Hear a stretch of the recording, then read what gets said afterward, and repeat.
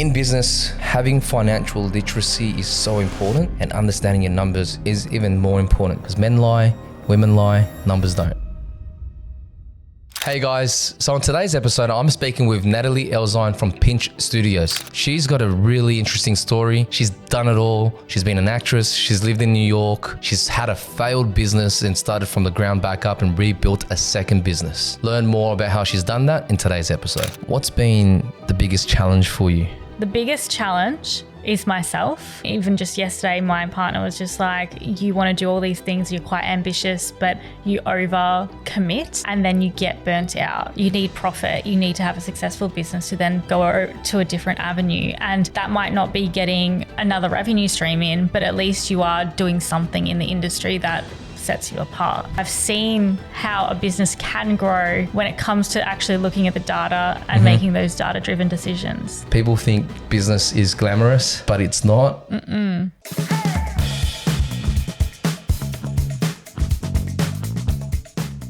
Nataleigh, welcome to the All Business Baby podcast. Thank you for jumping on. No worries. Thanks for having me. Excellent. So to start, could you share with the audience a little bit about yourself and your business? Yes. Okay. So in terms of myself, that's a really hard one, but I would say I'm a multi-passionate entrepreneur, always having ideas about other businesses while still trying to grow this one like right now. But I have done everything from hospo to retail to project management to admin support, you name it, I've done it. Even back in the day, I say my past life, I was an actress and then did also film and TV and production. Great times. So I'm in the presence of a celebrity. Oh. Yeah. You may have seen me on a Hungry Jack's commercial at one point. That was a big win for me. Are the burgers better at Hungry Jack's? Oh, you know what? I think the Whopper has gone downhill. Yeah. Honestly, and they've gone smaller. I kind of find that the fast food chains burgers aren't that great. You got to go to like... I'd rather a good smash patty at I think so. Five Guys. Yeah, I love Five Guys. Yeah, could talk about that all day.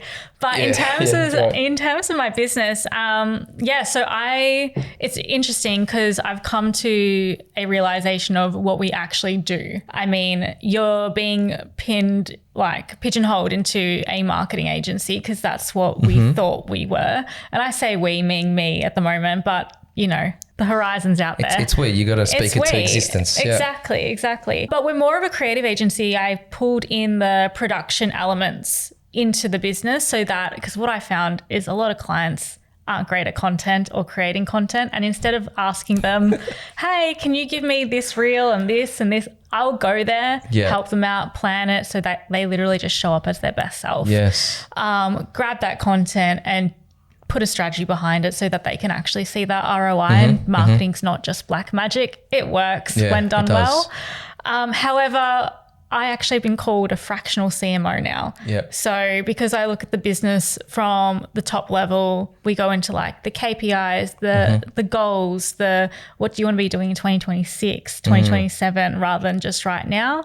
And then reverse engineering that and seeing what we have to do in the sales, the offering, the marketing, and also the systems, which is going to support everything. But who I generally help is industry disruptors, which is so cool because they're so innovative.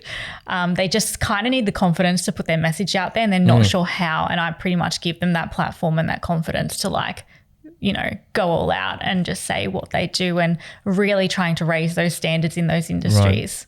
Right. What's an example of an industry disruptor that you've worked with or working with? Oh, there's a few. But for instance, my mind always goes back to probably my longest client, Wild Trail Caravan. So if they're listening to this, hello. Yeah. But basically, so the caravan industry is a very, very ancient old industry, right? But during COVID, I think there were about apparently 30 manufacturers or 30 distributors, and now there's over 400, within 12 months, they just grew. In terms of their industry though, they kind of used to keep all the materials within the industry, whereas my clients source outside the industry and they're trying to get more, interior stuff from more homewares and different avenues that isn't the norm.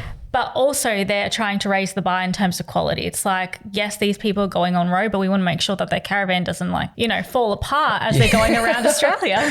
Because apparently that's, people are like, oh yeah, that's normal. But they're like, that doesn't have to be normal. Like we can actually create something sturdy and robust, but looks absolutely luxe. Yep. So that you're not missing out on the little things in your home. That's amazing.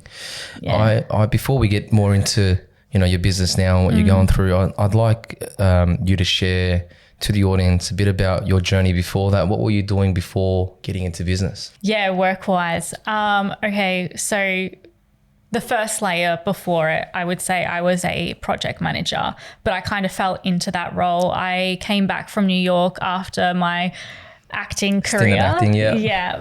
Came back, hit the ground running, did a lot of theatre, but needing obviously to pay the bills because that didn't do that at the time. No, as you could imagine. You can't pay bills with your dreams. No, unfortunately not.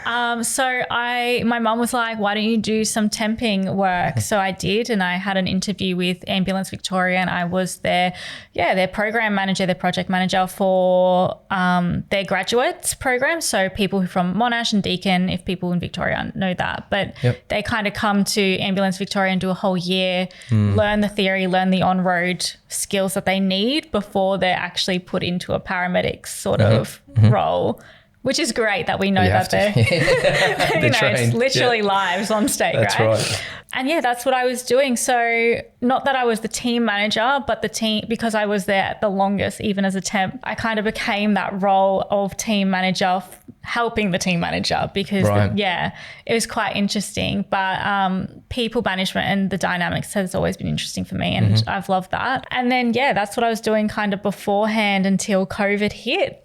And they needed to give my role to a full-timer, which is totally the best thing possible for a business to do, which I'm like, I get it. But I just thought, you know what, I don't want to put my livelihood in the hands of someone else who can just cut me at any given notice. I mean, they did give me a month, but I was like, fine, I'll just start my own business. Yeah, a month is not a lot of time though to find your feet. No. So before that, I was also working as a VA for a digital marketing agency, and that was my first time in that sort of world. They did a lot of website design stuff, and I kind of saw the systems behind there. So when that time did come, when my manager was like, look, sorry, but we're going to have to do this. And I said, that's okay. And I just went, I hustled hard. I got, the business name, everything. Not that I knew anything about business back then, but I kind of just did what I needed to do. And when it came to clients, Facebook groups was the main avenue. Not anymore, but they started. Does anyone use Facebook still? I was actually talking to a friend today, and she apparently got a client from Facebook groups. So I'm I just remember just listening to the people in the group and understanding what they needed. And then I'd be like, well, would this lead magnet help? Would this resource help? And, you'd get 1,000 yeses, and that's how I built my email list. Whether they're great and qualified was another thing, but I didn't know that back then. Yeah, you don't care in your first year. You'll take anything and everything. Exactly. If you've got a pulse, come here, I'll help you out, Yeah. So. And it's trying to figure out what you actually want to do. What's your offer? I first started as a virtual assistant, did not like that one bit, moved into marketing. And then as the caseload grew or the customers grew, I needed more people. And that's how we turned into an agency. So that was the first business I had. So the first business, which is not the business you're running now. No. It's a completely different business. Was it still in marketing or? The first business was an amalgamation. So it was it was virtual assistants, and then it kind of went into a marketing VA. Then we turned agency. Okay. However, when you grow within 4 months from me to 9 other people on board and you don't know your numbers, things can go south real quick. Flow, yep.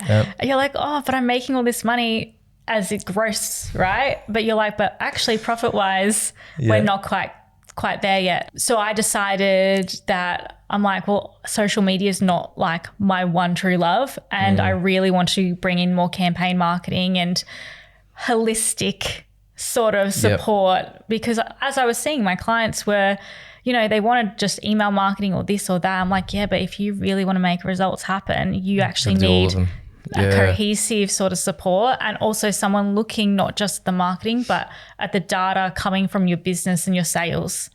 Because I didn't want to be that marketing agency that goes, yeah, we just get you reach. And I'm like, no, I want to get you clients. Yeah, that's right. That's right. You want to be able to convert or show tangible results for your clients, because at the end of the day, it's an investment that they're making. And I know I do that as well. Although it's quite hard to quantify investment into a podcast, because you're not going to get someone reaching out to you, especially this type of form and what I'm doing here, sharing stories of others. You're not going to get a return on investment. So it's important for business owners to get that understanding. Yeah. So that's good. Well, I guess in that same right though, like what you're doing here, you need, I think we chatted about this before, but you need profit. You need to have a successful business to then go to a different avenue. And that might not be getting, another revenue stream in, but at least you are doing something in the industry that sets you apart. Yeah, fingers crossed. I'm just trying to give back. I was speaking to Bobby previously, and I wanted to, like, my business is stable. I want to give back, but I don't want to donate to a charity where I don't see where the money's going and the impact it's making. So I thought, what do I do? And I know there's a lot of people at home, and if you're watching this, you're probably sitting at home working for a big corporate, and you'll always have the thought of starting a new business or doing something, but that's all it is. It's just a thought. You don't take any action. So hopefully this is a trigger for them to go, you know what, I've been in the same, position as Nataleigh, similar, and she's done it twice now. I can do it. Yeah. So that's the kind of impact I want to have, or, anyone that's kind of 1 or 2, 3 years into their journey, growing, being able to see others going through the same sort of shit they're going through. Yeah. They'll be like, hey, this is normal. I got to keep going on. So because Instagram's a highlight reel. yeah, that's right. It's a highlight reel. And, as we were discussing before, people think business is glamorous, but it's not. Do you see the bags under my eyes? Yeah. Like, can you see those? That's how glamorous it is. Yeah, that's right. So, they don't see the hard work that you put in the first few years to get all this going, let alone failing in the first business and then going again into a second business to try and grow that, right? So they don't see that. No. Which is wild. There should be like another app that just shows lowlights, perhaps. That's not Instagram, right? It would be nice. I mean, I think TikTok was that at the start when, it was quite real, raw and just authentic. Now it's obviously trying to grow and get more market share. So everyone's just going to use it for whatever they want. That's right. But yeah. Can you tell us a little bit about your experience in New York? Because I know, I have a lot of friends that would love to move to New York and live there. I know my wife wanted to do that at a point in time as well, but we decided to come back to Australia because we were living in London at the time. We were at the crossroads. Wow. But a lot of people want to do it. You got the opportunity to do it. How was that experience? It was life-changing. And I don't want to sound dramatic, but it literally was. And I think anyone who wants to go overseas and live abroad, it's going to change you when you come back, because I definitely did change as a person in a great way. I went there when I was 24, so my early 20s was messy. I bet. And I came back a woman, so it was great. Wild. It was wild. I mean, you can't rely on anyone. You're literally there on your own by yourself. And yes, I had my peers, but again, they had all their families. So when it came to Thanksgiving or when it came to Christmas, they would go away and you'd pretty much just be either by yourself or a shoebox apartment. Honestly, I could do this, and that was my dorm. That was my dorm room, which was crazy.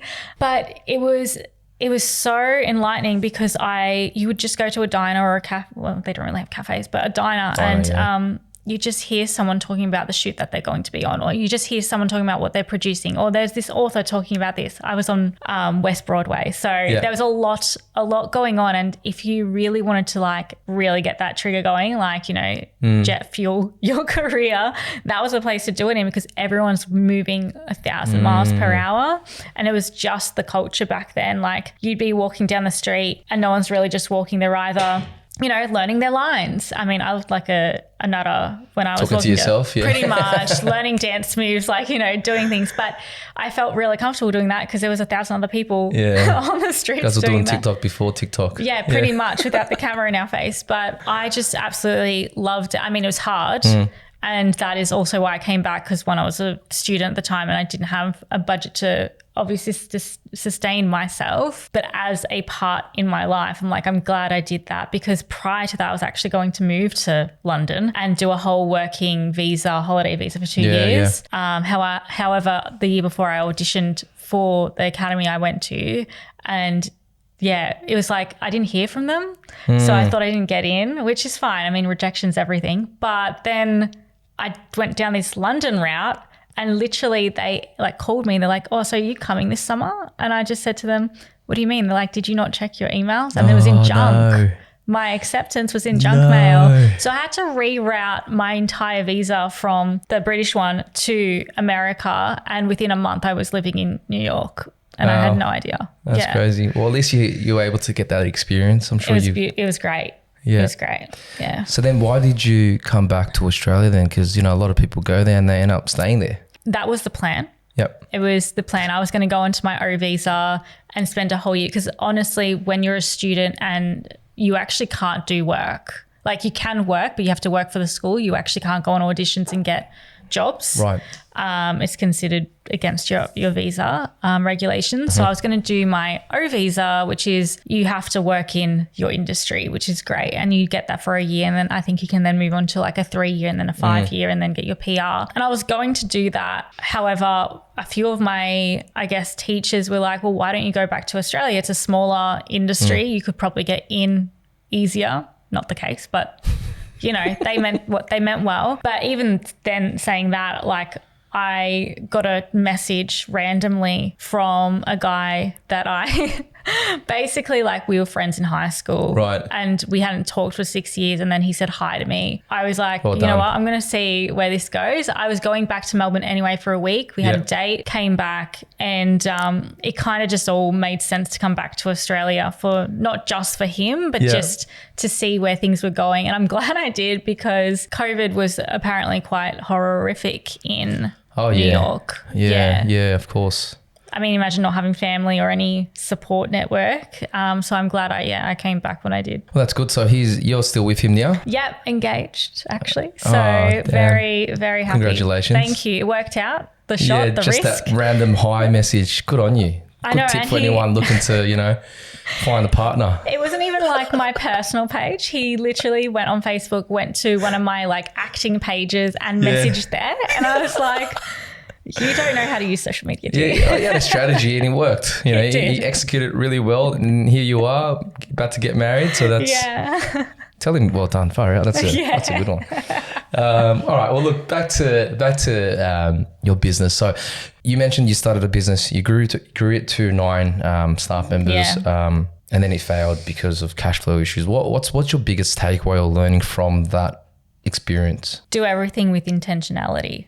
So whether that is, like, I would say I used to be a act now, think later sort of person. And now I am not thinker to the point of freezing, but, marinate over an idea. Yep. Try to play with that idea first and see if it's actually versatile or if it's viable. When it comes to bringing people on, don't bring people on when you need them. Bring them on earlier so that you can train them, because that's really, really important. Otherwise, you don't have visibility over what they do when you get too busy. So it was never like, I would never say it was about the people that I had. It was obviously all my decisions that I made that accumulated. But and also knowing your numbers is super important. Like everyone says that. You probably say that to your clients all the time. But just having financial literacy so that, one, you can have the conversations needed with your accountant and your bookkeeper or whoever else, but understanding a P&L, understanding gross profit versus net profit, understanding where that can take you. If you do have someone coming in, like a web developer, for instance, make sure that when you put it in, the margins are still good. That was the big one for me, because I would just put them in based on what they said, but I didn't realize I was paying them not gross. Like, you know what I mean? You're not someone's wage is not the total cost of employment. Correct. I mean, I had to still think of like, the tax on that and the super on that, and if you pay someone $100,000, it's about $115,000. Yeah, exactly. Exactly. So it's understanding all those fundamentals that have now led me to a business where it's a lot leaner. My accountant is so happy with me. Good. He's just over the moon. But We love people that understand what's going on. Yeah. I mean, I can have these conversations with him, and then we turned into a company July 1st as well, because we got to the point where we could do that, and it was the right move to do at the time. But having those conversations, and then also, creating offers and packages that are profitable is super important. And I think that all comes down to taking the time to be intentional. So even the rebrand like that we did, it was, and like the whole remodel, it was a rebuild of a business basically. Yeah. That's why I say it's a second business. But it took me a year to do that, because I wanted to make sure everything was good before we launched. I mean, a couple of things you said there, I think really is important. The first one is hiring and when to hire. I think a lot of people sit there when they're growing their business, they go, okay, I do need to hire someone, but I'm not ready yet, because they might not be financially ready, or they feel like they're not at full capacity yet to actually bring someone on. And you said hire early than hire late. And that's the same sort of methodology I have as well, because if you hire someone late, you're going to end up, one, not training them correctly. Two, there's just too much work on, and you don't have the visibility, as you said, to manage or understand what they're doing. I rather hire someone early so that, you can give them that training. But also what I'd say is, when you hire someone early, you now have another mouth to feed, and now your back's against the wall, and now you're going to go out there and fucking find anything in there to fill that time. It's like a fire, on your doorstep. And I feel like I work best that way when it comes to having a deadline and some pressure. Yeah, exactly. Same. But also I think it gives it all more meaning, and you want to find those right clients. You're not going to just grab anyone, but you want to find clients that, don't show any red flags, and, would be great for your new employee to learn from, or to learn under you, or whatever it might look like. Yep. And also, I mean, it gives you space. So when you have space, you're more creative, you're more able to go to these networking events, or any event at all. You're more able to have these conversations and not think, oh, I haven't had lunch because I've been too busy. I forgot. I forgot to eat. But I think it's really, really important to hire before you need someone. Yeah, that's right. And that's what I've been told this entire time. Didn't listen at the start, but I understand now. You learned the hard way. I did. The other thing you mentioned was knowing your numbers. Obviously, this is not a sell job for me, guys, but in business, having financial literacy is so important, and understanding your numbers is even more important, because a lot of the times, business owners will operate on a whim, like, oh, I know I'm going well. You speak to business owners, I'm turning over, $100,000. And so, it's not what's turned over, it's what's left over, right? And what's in the cash at bank as well. But very important for them to know their numbers, and to seek out their accountant or their advisor, or whoever it may be, or a friend that knows their numbers, to go, hey, how's my business performing? Yeah. Because you can always operate and go, okay, I think I'm doing well. I've got, a bit of money here, but you're not going to really know or have those feelings reinforced until you see the numbers. Yeah. Because men lie, women lie, numbers don't. Right? Yes, that's right. So definitely important. The other thing you mentioned as well is the planning ahead financially. So, obviously you're making all these hires, not knowing that there's actually more costs involved to actually just that $100,000 that you promised that person. But being able to map out what that looks like, and what impact that hiring decision makes on the businesses, or the business financials, that then gives you clarity as to whether you should or shouldn't do it. And it's not necessarily you shouldn't do it at all, but maybe it's not the right time. Yeah, wait 3 months, or maybe you might have to grab one more client to ensure that you've got that retainer there. That's going to give you that extra cash. But also just knowing when your cash is coming in. So, my clients, some pay on the 1st, some pay on the 15th. That way you can ensure that at every point your bank account is getting the money coming in, and then you can pay, because bills and stuff, they don't just wait for your invoices to be paid. You need the cash there. So you can't pay bills with dreams, right? No, you can't pay bills with dreams. I feel like that's the logo. That's the tagline. Yeah, that's right. But it's super important to have that, because it's not their problem. Yeah. It's your problem, because you didn't manage your money or your finances, or even just the business strategy at the start to Could you just also talk a little bit about so obviously the business grew up to about 9 people or so, to a size of 9. What was going through your mind towards the end when you had to downsize and cut all those people and basically rebuild? First of all, I wanted to give my staff the best experience possible.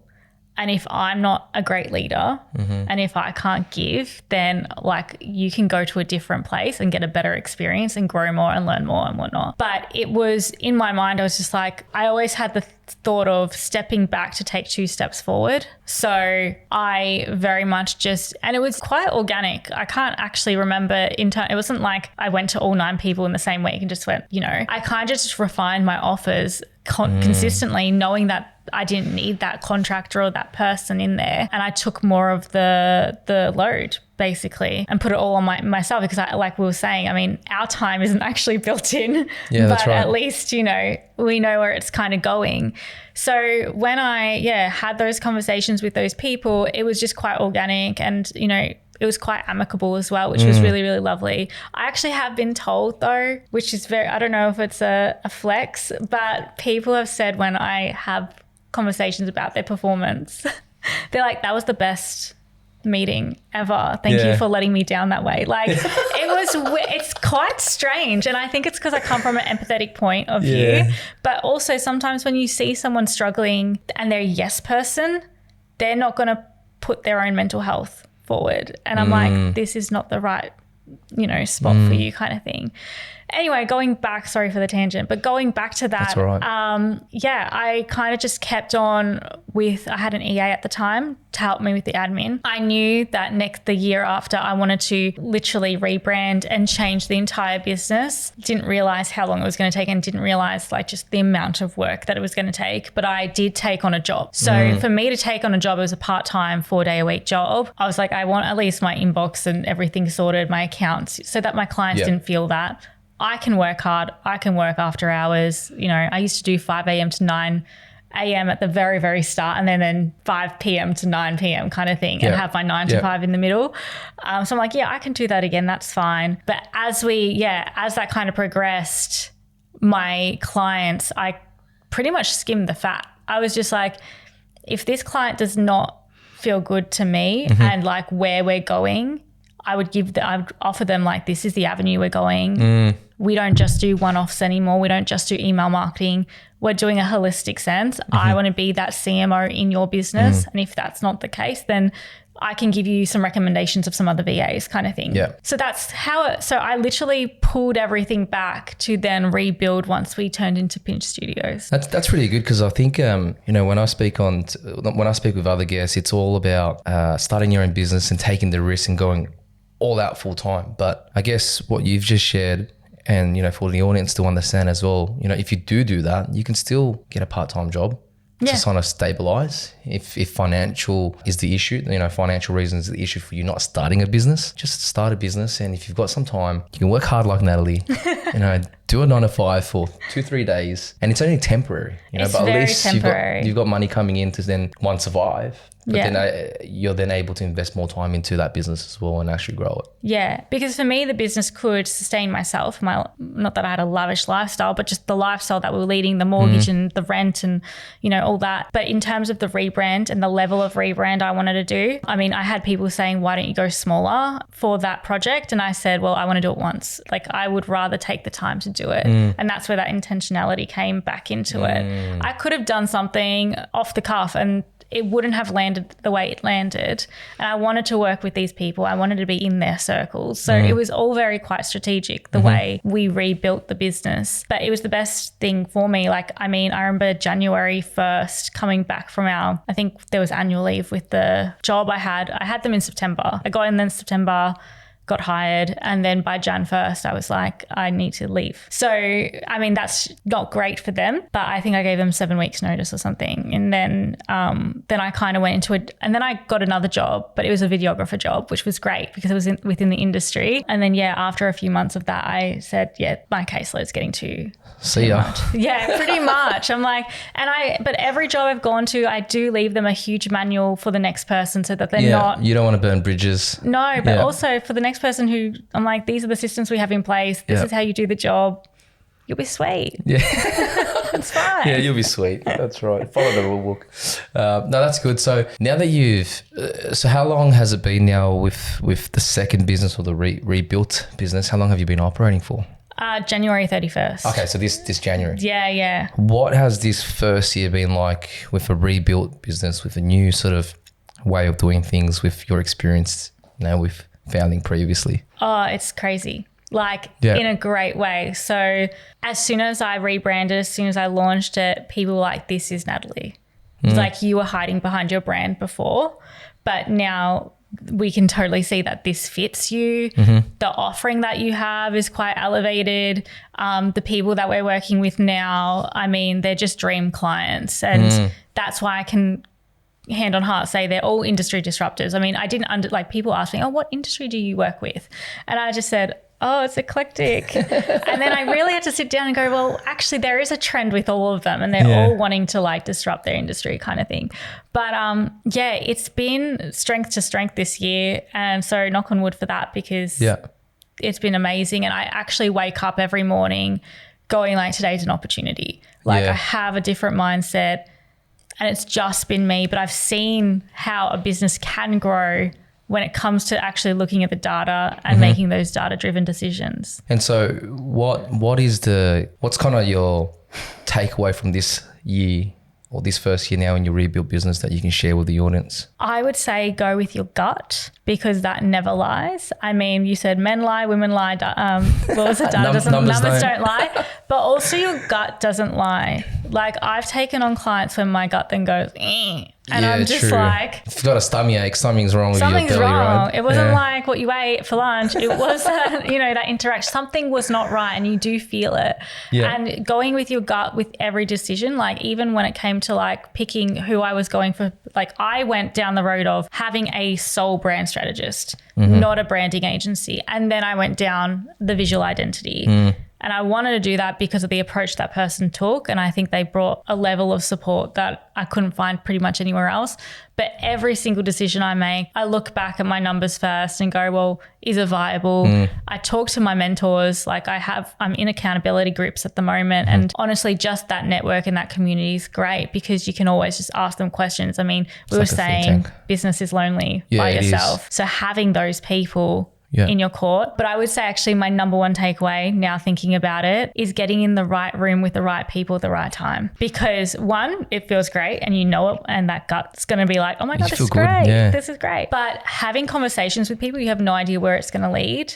And it might not be conversion straight away, but you're building a relationship for something else. That's what I've done from the get-go this time round, because I felt confident in my brand. I felt like I could show up as Pinch Studios. No, those are some really good tips. I think my biggest takeaway from your story so far is usually when you get into business the first year, you're finding anyone with a pulse to become a client because you need that revenue. But your experience of actually going, you know what, I want just my dream clients, people that are aligned with my vision and the way I work. I'll just get a part-time job to supplement my financial needs. That's actually a great idea, because I wish I thought about that. Practical. It's practical because you are getting money flowing in, so you don't have that financial pressure of trying to grow this business, but rather it's allowed you to actually create the foundations of your business now, figure out what your dream or your target audience, target client is, and then go out and get it without the financial pressure of going, oh, I need to bloody get money into the bank. Completely. And like I say to my clients,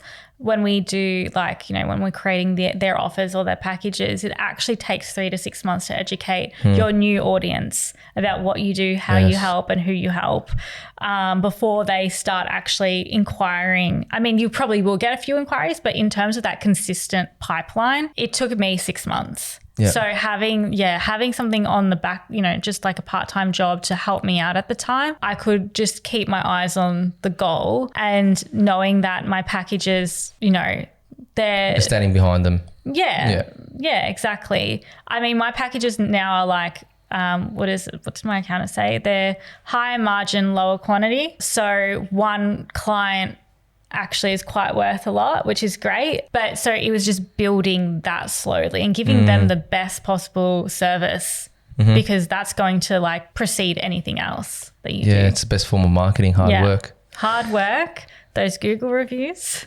Yeah, that's and right. word of mouth. That's right. You've got to do everything really. Because I remember when I started marketing for the business initially, the leads that were coming through, oh man, tire kickers. You want a tax return done for $100. And at that point in time, I didn't know what I wanted to do and my offering was at the point. Yeah.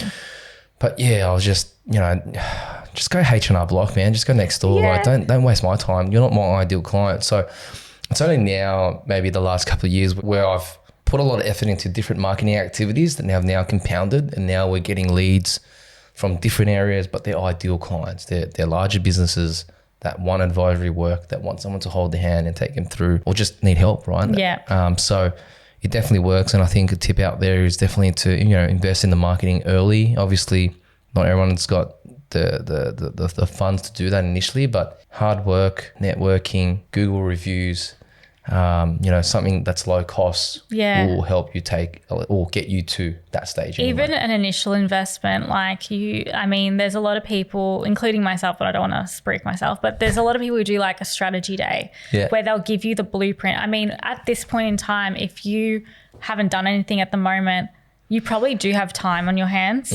So you can do the marketing yourself, but it's not doing the marketing. It's wondering, what do you actually have to do? The dot to dots, like, okay, well, when do I send this email? And how does that correlate with what socials is going out? And how does that correlate with the entire strategy? And how is that, lead coming in? And at what point should we retarget them? Like, taking all that guesswork out and having a strategy in front of you, you can do your marketing. Like it's not hard. It's not rocket science. It's not rocket science. Yeah. We're not brain surgeons, but the strategy is where the money's at. But if you just do a one-timer and you can then take that with you, then I think, you'll be able to build your business. As long as you can follow it.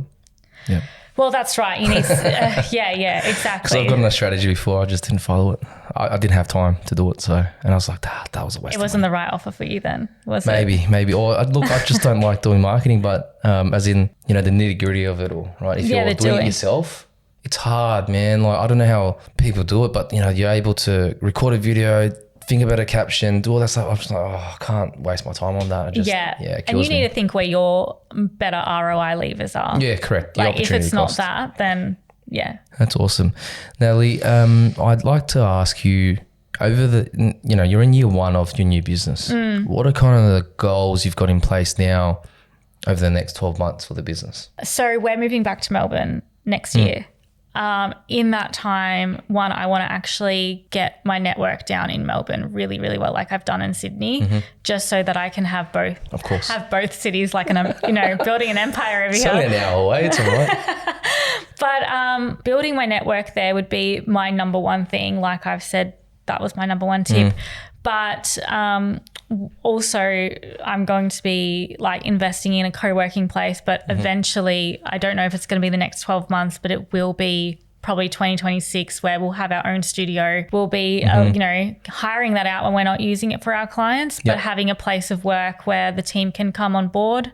I'm looking to employ, one marketing coordinator now, and hopefully employing my partner as well as COO in 2026. Yeah. He knows about that, right? He definitely, he's the one who wants in.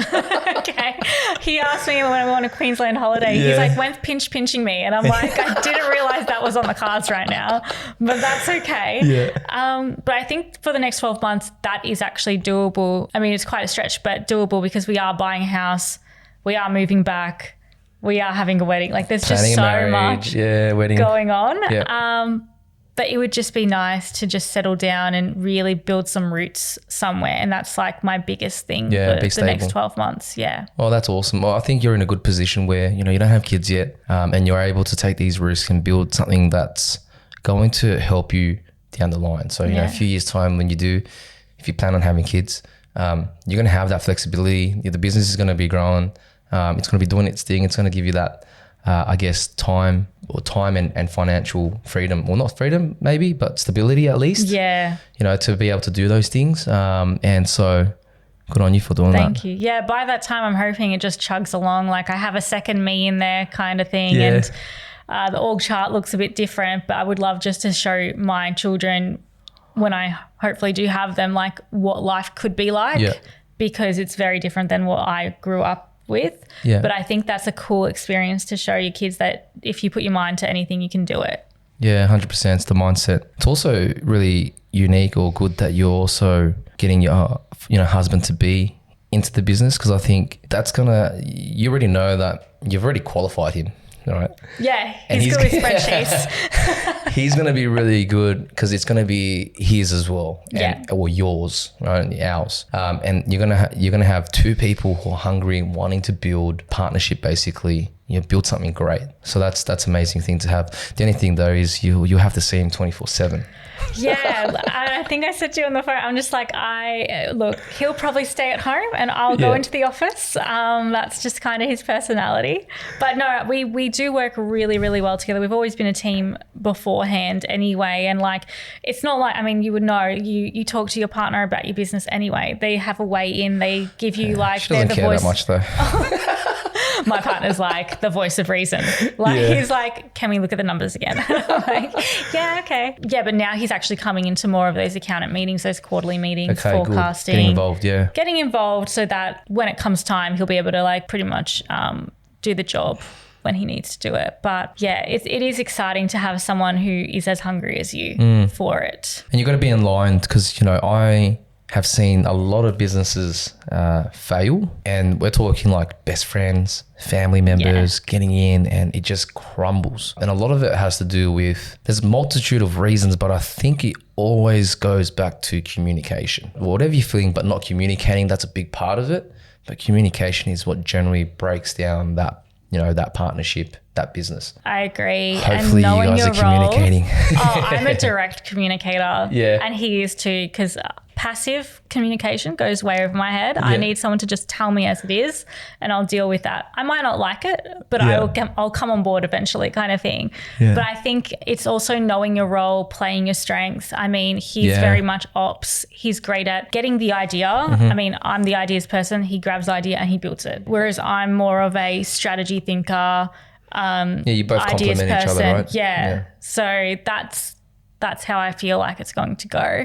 But at the end of the day, he's not locked in. Like, I want him to come in if it's going to make him feel like he's going to have the best possible life and work-life balance.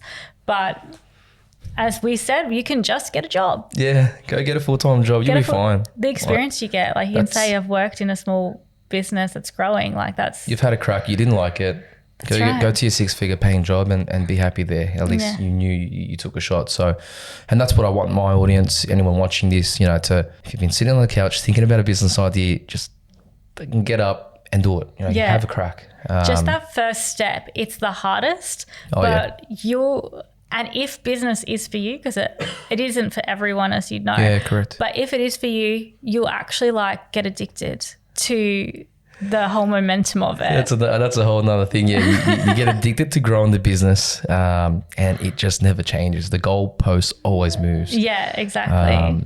I've been through that. I go through it every year. The business is growing. I want to continue growing it, but then I said to myself, I've got a 2-year-old. You got a family. I want to spend time with her. I know myself and other business owners. Enough is never enough. Yeah. Right. So when will it be enough? And I don't want to be in a point where I continue focusing on the business baby, right? And hit whatever goals that continually change. And then my daughter's like 10 years old. And you've missed all that. Like, you know, so I'm trying to be ever present and trying to fight that sort of that business mentality inside that always just wants to continue growing. And So yeah, I've gone through the whole battle, a mental battle, this whole I'm going to count it financial year, this whole year. Yeah. Just trying to find that balance of work and life. Yeah. You know, so it's I believe tough. in you. Just put thanks. the structures in place. And it sounds like you're getting there when you're talking about hiring an account manager. Like, yeah, that's right. Because I don't want to work anymore. No, just do the high level stuff. That's right. Nataleigh, can I ask, now that you've gone through, throughout all your experiences running two businesses and the one that you're running now, what's been the biggest challenge for you? I would say the biggest challenge is myself, in terms of, even just yesterday, my partner was just like, you want to do all these things, you're quite ambitious, but you over commit and then you get burnt out. And I'm starting to learn that I do need a flow in terms of energy. So like, I have ADHD. So when I can hyper focus and 20 hours of work becomes literally 10 and done. But literally the next 3 days after that, I'm done. Like, I cannot work in terms of, so finding that balance, but also trusting in myself that I know what's best for the business, instead of, because I feel like when you're a growing business owner, you kind of then ask a lot of other people questions, but they don't know the going ins and outs. Like, you can take their advice and take it with a grain of salt and then put it against your own perspective and the data and everything and see how it works. But at the end of the day, the biggest challenge for me probably would be energy expenditure, but also trusting that I got it. After this whole year, I should be like, yeah, I'm fine. Like, I know what I'm doing. My accountant says that I'm really good at managing expenses and the business and how it grows. So you're doing something right. Yeah. Keeping that confidence, I would say. Yeah. No, that's amazing. And I wanted to ask you, I guess, you're in business now. What is the bigger purpose of doing this?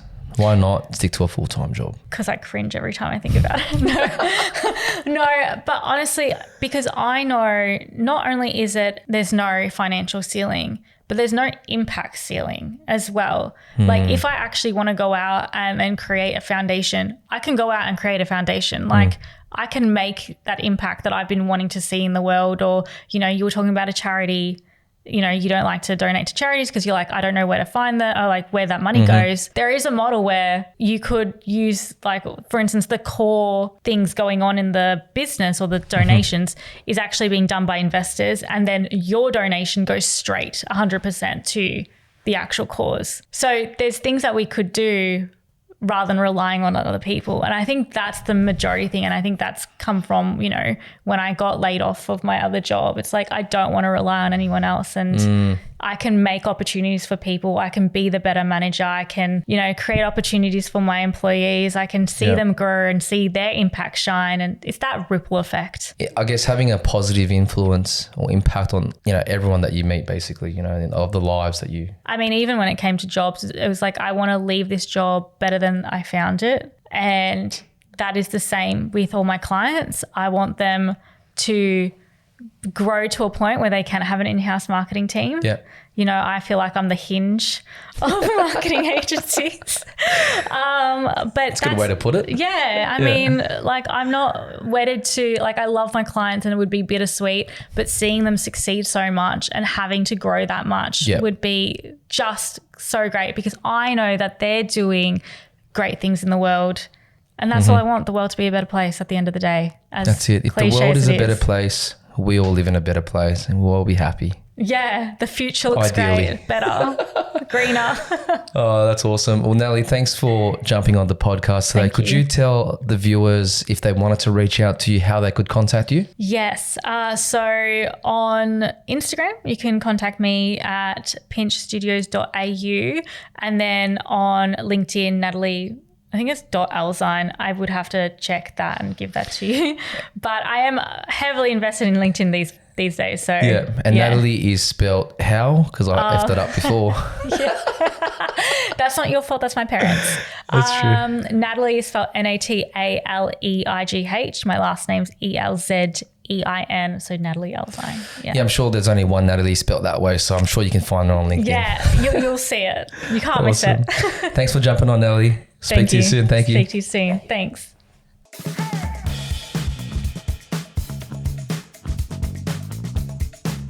So if you're about to begin your business journey or you're currently going through your business journey, tune into future episodes so that you can learn more and find a supportive community. Otherwise, follow me on LinkedIn for more.